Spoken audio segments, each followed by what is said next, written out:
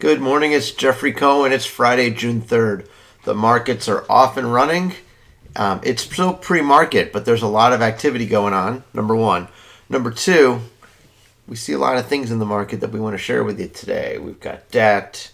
We've got our model run. We've got one particular stock that's running that we're going to talk about.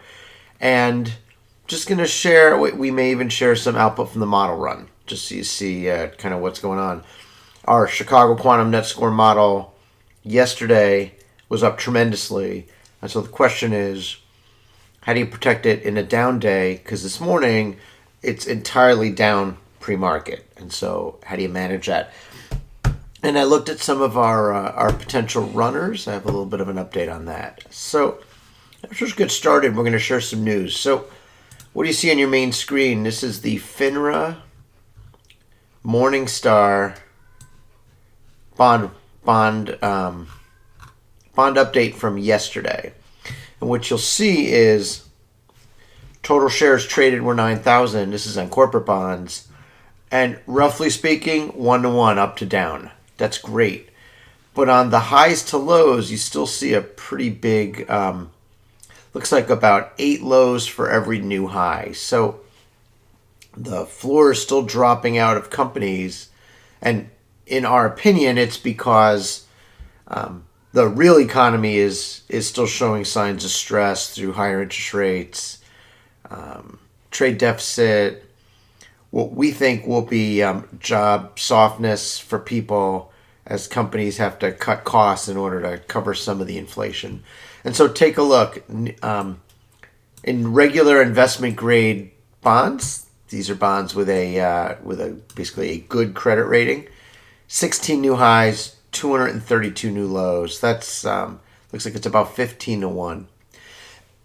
Now, yesterday was a good day for equities. So high yield was up 8-to-6. Convertibles were up 16-to-8. So, good day yesterday in bonds. Don't be afraid to take a look at fixed income. This is interesting. So this is bond yields for treasuries. And you can see the 1 month is at 0.85. I remember recently talking to you, it was 0.77, 0.71. So that's been going up. The 30-year, it's up over 3%, but it's not really up at 3.09. And I'm just going to show you what that translates to if you have, let's say, a mutual fund that holds fixed income. The 30-year bond is at 137.97. I wrote that down yesterday. So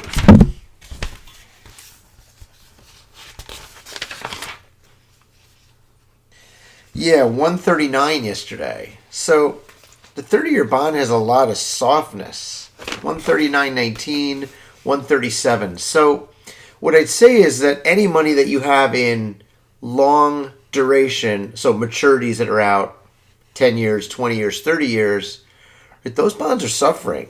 These bonds are down 1% in a day. Now, that's not normally how you think of fixed income. You think of it as a safe investment. So here I'm writing this one down, 137.97 for the long bond. And for the 10-year note, 118.50. I want to say last time I looked, it was at 119. So again, a lot of people like to invest in fixed income. Fixed income was good on the corporates, was not good on government. And so we could also just do a really quick check on agency debt or mortgage-backed security debt. Advanced decliners about flat, although there's more lows than highs. So there are some very, very small, maybe weak patches in the market. So this is interesting because it says mortgage-backed securities not really moving in this market. So what else are we going to look at? Let's do a quick scan. Crypto, right? Bitcoin looks like it hit a low. It's at the low. It's at 29.5, which isn't that low, actually. This is interesting. Euro dollar. Euro dollar at 107.11. I wrote it down earlier this morning. The dollar was weaker. The dollar's actually strengthened since we started our prep. So 107.13 is a fairly weak dollar over the past couple weeks. And if we look at dollar yen, it's going to be guessing the same kind of thing. Japanese yen is a 0.7659. When we started looking, not like a week ago, it was 0.7777. It was easy to remember. So you're down quite a bit. So it's interesting because so let me lay it out for you, right? Dollar stronger. Microsoft earns a lot of money overseas, globally. When they bring the money back and they convert it back to dollars to report their earnings, the earnings are lower. So any company that has global operations, an IBM, a Microsoft, a Google, an Avaya, Cisco, any of these companies, any of these like John Deere, right? When they bring the money back, so they earn money in euros, they bring it back to the U.S., so they earn money in Japanese yen or Great British pounds or even Canadian dollar, and they bring it back. Less earnings, right? And so people aren't going to like parse through the 10 Qs and say, oh, earnings are down because in constant currency it would have been up, but no, they're just going to sell the stock, right? Or if they actually lose money because of it, that's even worse. So what else to talk about? Crude oil. So we've been following this a long time. And crude oil is not really the story. The story here is gasoline. So gasoline is trading at $4.21. So this is RBOB. So it's feedstock. You buy it in 42,000 gallons at a time. And then you have to do your additives. So I know all the gas stations around here, they talk about their, engine cleaning additives. That's fine. Maybe that's a couple cents a gallon. And you have to transport it. You have to then you basically put it in the ground at your local gas station or your industrial station, and then you have to pay federal, state, and local tax. And then there's a markup, right? Because the retailer's got to make something. And all along the chain there's markup, but so $4.21 a gallon looks like $6 a gallon where I live in Chicagoland. So $6 a gallon has a huge impact on the real economy. When I worked for McKinsey & Company, we had done some studies to show that for most of your retail categories, and we have a whole index on specialty retail, that those categories suffer dollar for dollar with the money people spend on gasoline, that there's no elasticity of money in somebody's wallet. Most people, when they go, they got a wallet, maybe, and we don't really pay cash anymore, but you got a certain amount of cash, right? Or you got your credit card, and you got a certain amount you can spend in a month. So you have a choice, right? You fill up the tank, it's $6 a gallon, 20-gallon tanks, $120. So what aren't you buying? So it went up a penny since we've been talking. It's $4.22. So I just want you to think about that, right? In everyday life, for most people, the price of gasoline is affecting retail. And so that's really important. Gold's fine. It hasn't really moved much. Silver hasn't moved much. It's up slightly. Copper's interesting. Copper at $4.51. That seems high to us. Take a look at that chart. So copper is a basic commodity used in production industrial uses. So when copper goes up, it means that the stuff that you buy goes up. Anything electrical goes up. And so if you take a look, it was in the 480s right earlier. And then when the market dropped and we had our little crash, right, it went down to almost $4. It went down to $4.10. Now it's back to $4.50. So copper has made a recovery. That's interesting. That's just something to talk about. So let's just take a look at stocks now. By the way, I had a viewer but did not ask a question. Let's take a look at stocks. So the E-mini S&P 500 future. So it's a future that buys a certain quantity of S&P 500 is down, and what you see pre-market is you've got a lot of volume now. It looks like it's trying to bid the market up. It bid it up to 41.56, but in fact now 41.44, 41.48. These levels are still pretty high compared to where they were. We follow a volatility index fund or Twitter person, right? And they were talking, 41.25, then looks at 41.80, right? That was a big level that broke, and it looks like we're coming back down maybe to the 41.25 level. We look at Nasdaq, same thing. Looks like this morning there was a big buy right there at 8:32 a.m. Eastern, but that's down 12.755. Although again, these levels are all still pretty high, right? And so it's just interesting that a couple of buys here, a couple of contracts, 1,000 contracts could actually drive the price significantly higher. So pre-market, can't really trust pre-market. So what else we want to look at? COVID. COVID keeps coming up in our conversations. So daily cases, and let's look at total deaths.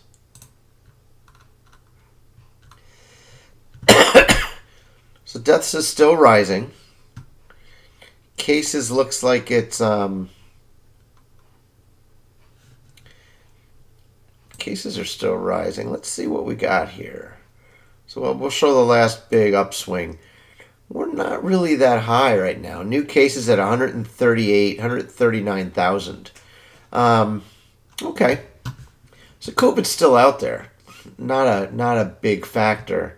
So where are we with the runners today? I know a lot of people like to check that out. And I got one stock teed up that I wanted to talk about. So these are all the indices that we follow. Maybe worth a quick look. How are we looking overall? The futures are down. So let's start with money managers. So funny, you never know what you're going to share. So pre-market money managers red. Okay? So that's like the second order derivative on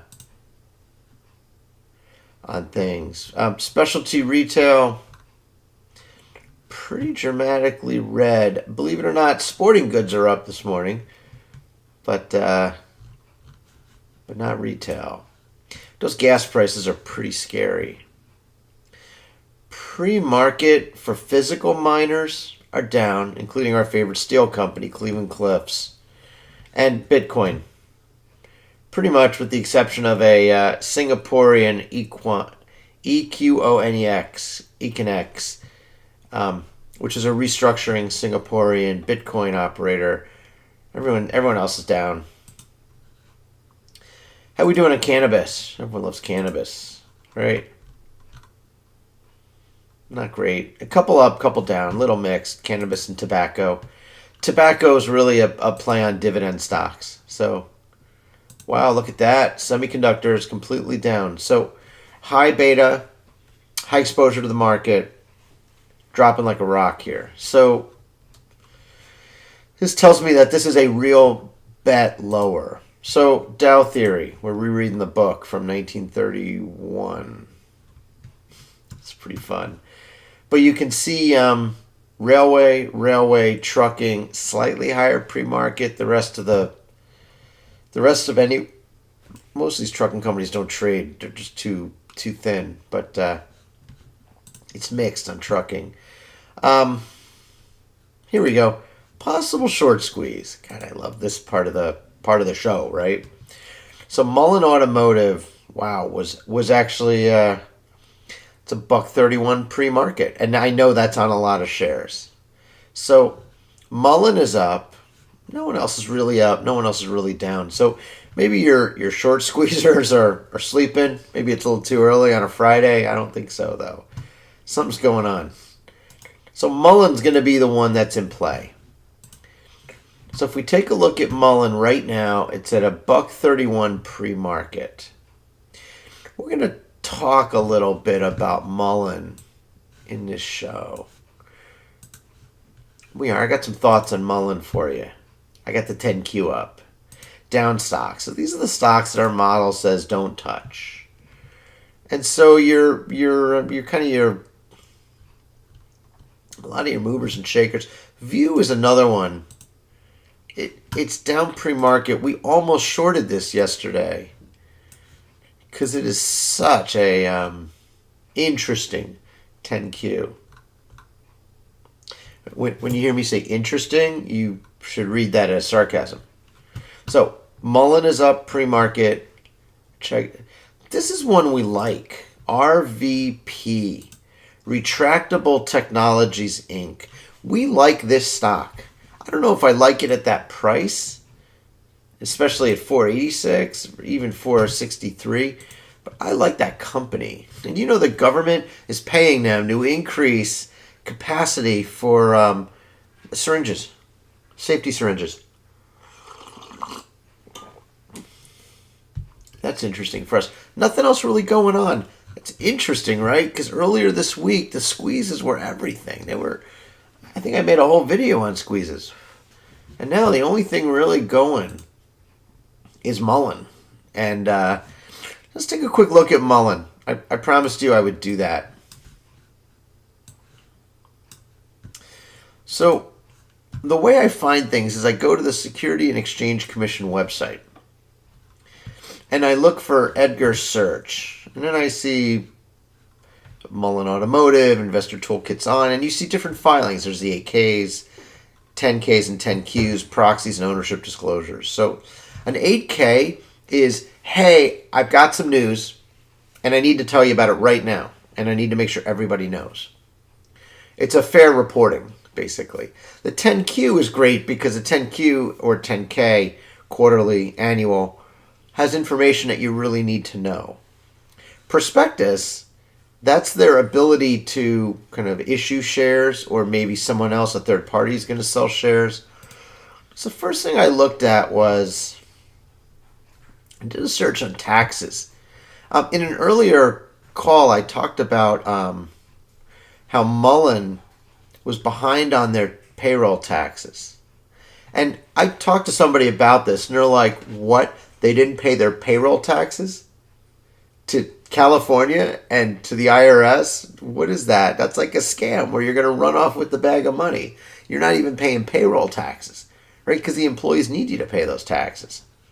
Delinquent IRS and state tax liabilities as of March 31, 2022 and September 2031 are $2.9 million and $3.9 million respectively.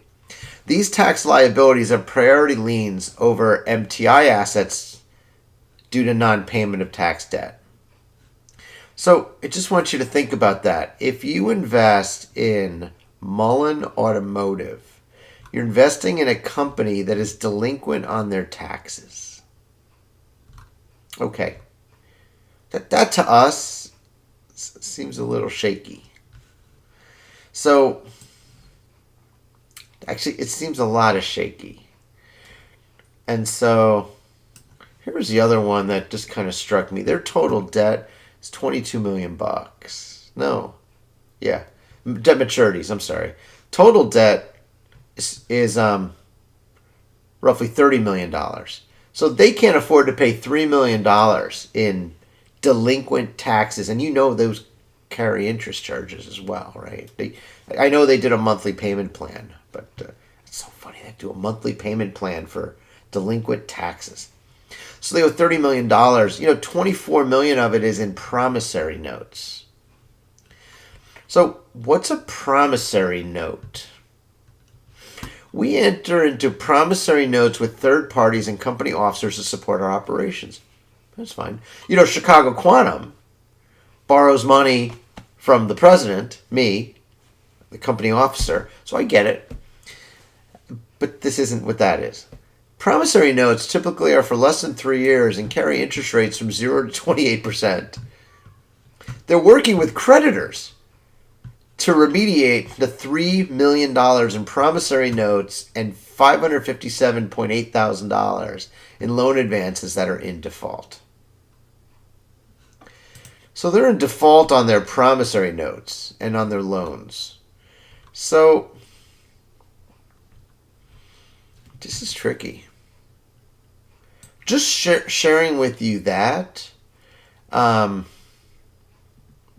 it should be enough, right?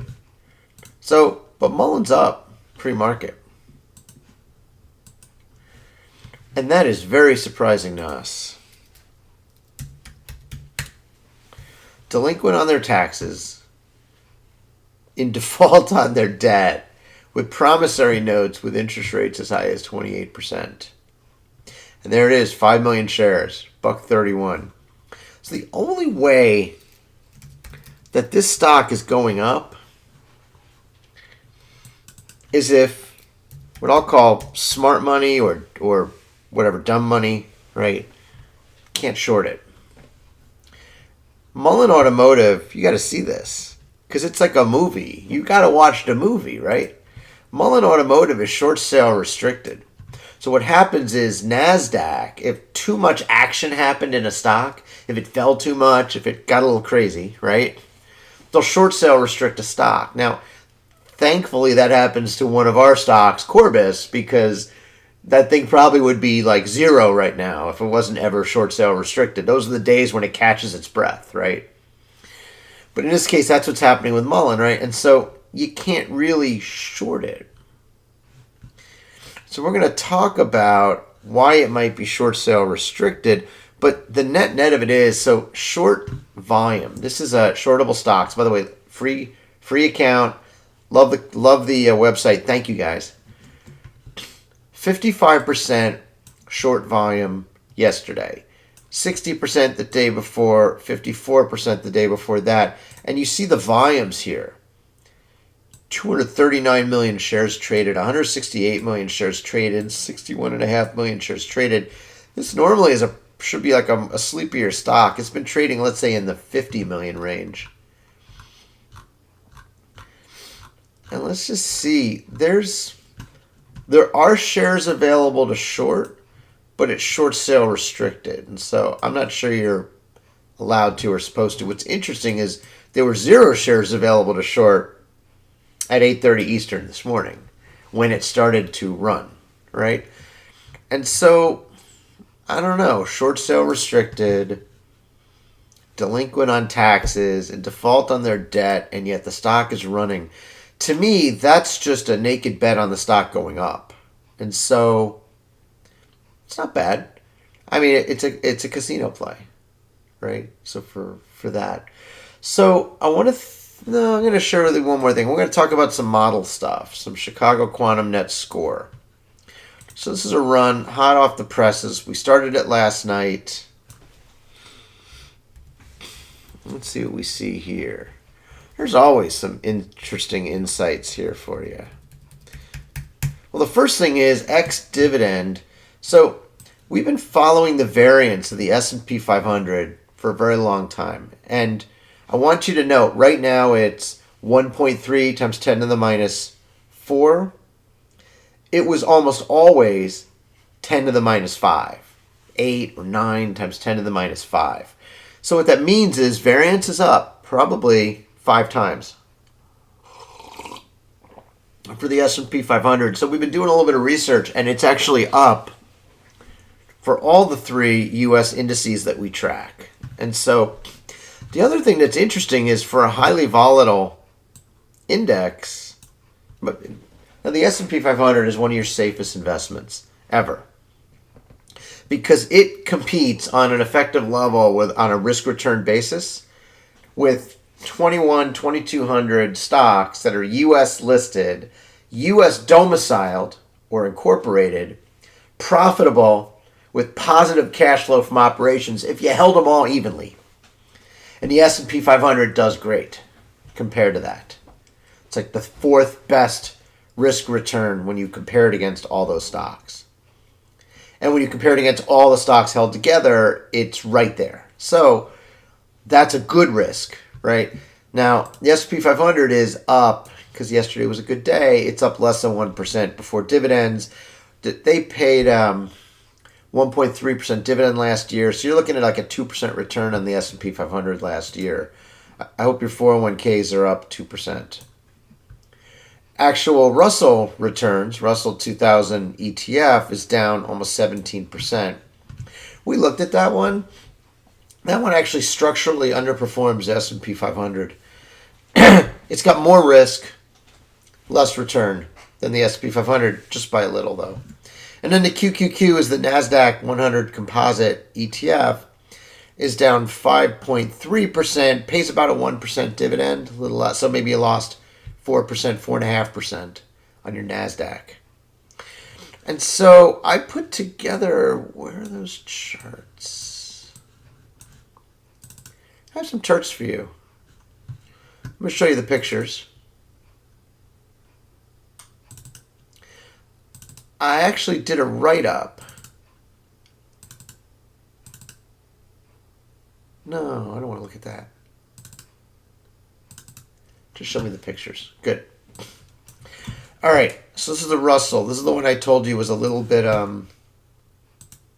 less effective on a risk-return basis than the S&P 500. So we look at this chart, and you see price changes. Each line is a 1.5% daily unadjusted change in the price. And this is from a year. So this is a year ago to the left, and this is yesterday. It's actually June 1st to the right. And what you see is these lines, they sometimes touch the 1.5% mark. Remember, this is a Russell, so it's a little more risky.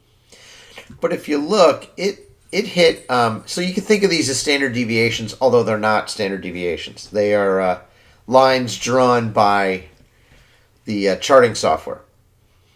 But you can see it went one line, two lines. You've had 1, 2, 3, 4, 5 hits over two lines, and then one almost to 3 on the upside. You've had 3 over the two lines and 1 definitely over on the downside. And so the Russell is showing you the amplitude, the size of those bars is the amount of change in a day. And so it's rare that you would look at the Russell and say, oh I'm going to sleep today because it's not moving. The Russell's moving fast. 1.5%, 3% in a day. Those are fast moves. And so we believe that liquidity is part of the issue, that a lack of liquidity. Now, lack of liquidity isn't always that the money doesn't exist. It could just be that the money isn't there investing in the markets. And that is the important distinction, right? It doesn't mean that there's no money. It just means there's no money in the market makers' hands that they want to put into the market. That's why, by the way, you probably have heard about reverse repos.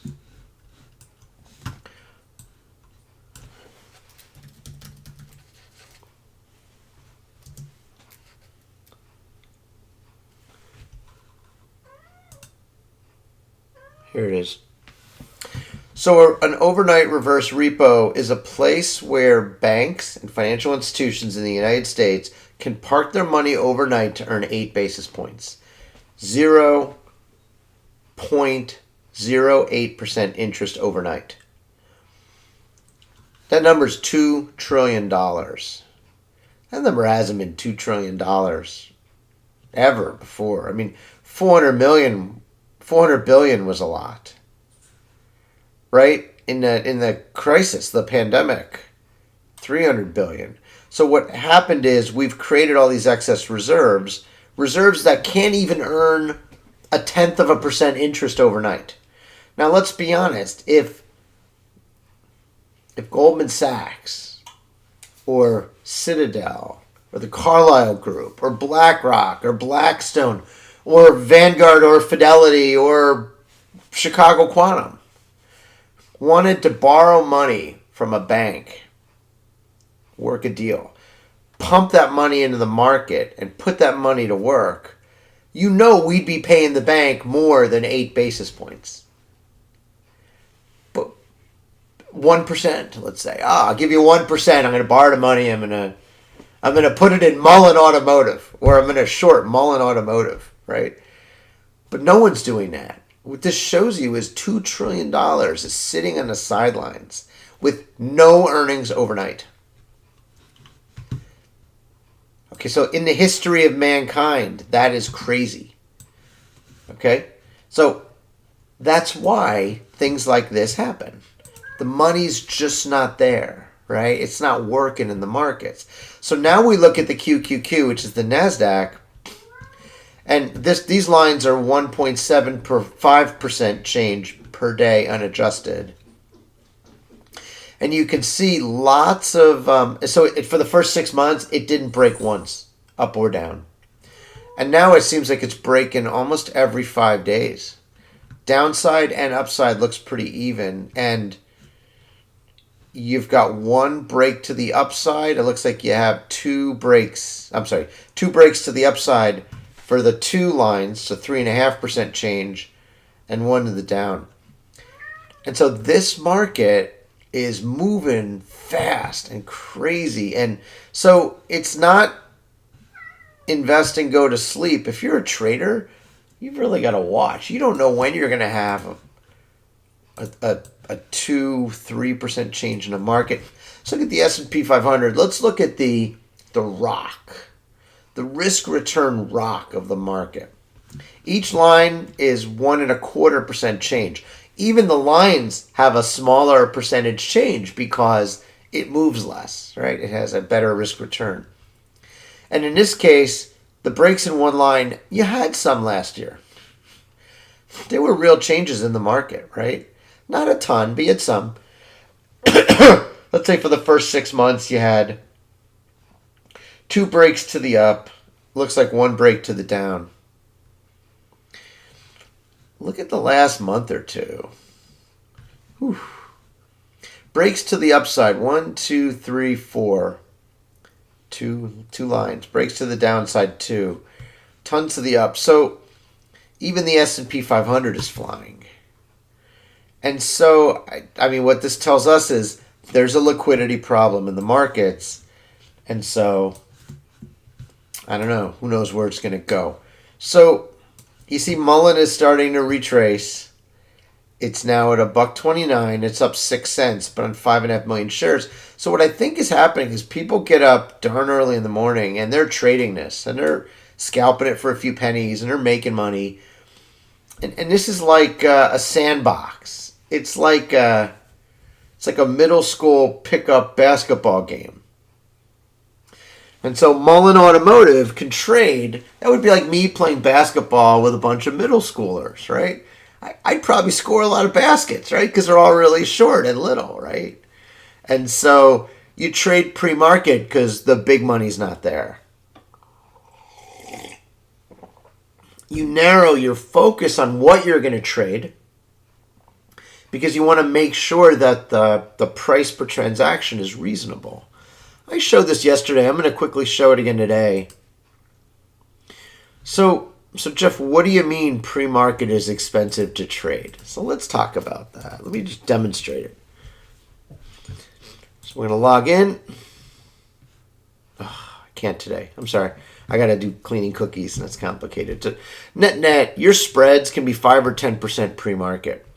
But on MULN, which is traded 5.5 million shares, that spread is probably a penny within a penny. And so it makes sense that you can trade in and out. So what else am I going to show you? I think I'm going to just end with where are the futures right now. And we're going to call it a day. So futures are red, again, going into the open. Down 1%. It's interesting, right? The S&P 500, that first line is 1.25%. That becomes like your poor man's proxy for a standard deviation. NASDAQ 1.43%. I think the NASDAQ was 1.5 and the Russell was 1.75. And so the Russell's only moving a third of a standard deviation. The NASDAQ is moving a full standard deviation lower this morning. The S&P 500 is almost a full standard deviation lower this morning.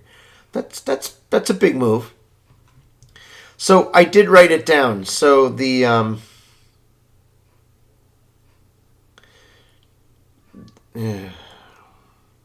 I'm just looking at this long bond. Let's just wrap it like this. The VIX is up slightly. Gas came down to 4.18 cents a gallon wholesale. And your 30-year bond is at 137.50. So, and 118.39. Your interest rates are rising. Your dollar is strengthening. And that is not good for U.S. corporations. The actual operations of the U.S. corporations. And inflation, I haven't looked. I'm going to take a quick look-see. I think inflation CPI is, was it Bureau of Labor Statistics.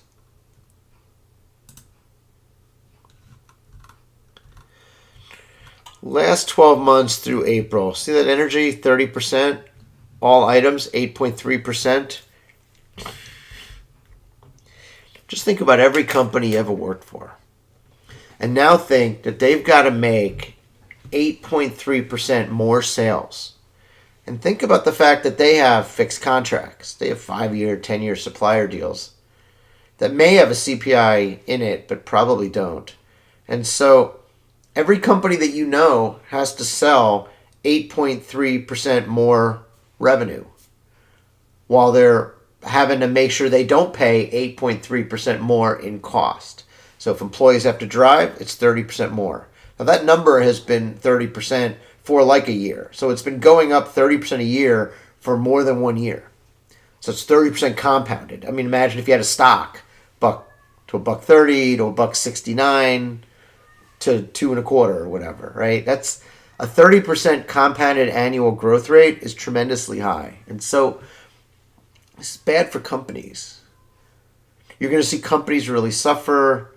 If the long bond continues to rise, or in other words, the price continues to fall, that's also going to have an effect, especially the 10-year, on mortgages. Right? A 30-year mortgage is usually based on 10-year money. So 2.92, figure with roughly a 1% default rate, figure 3% margin. I see these guys make a ton when they originate a mortgage. So you're looking at that 3% 10-year money. And by the way, it's roughly the same for 5 years. So even if they're hedging on a 5-year for mortgage.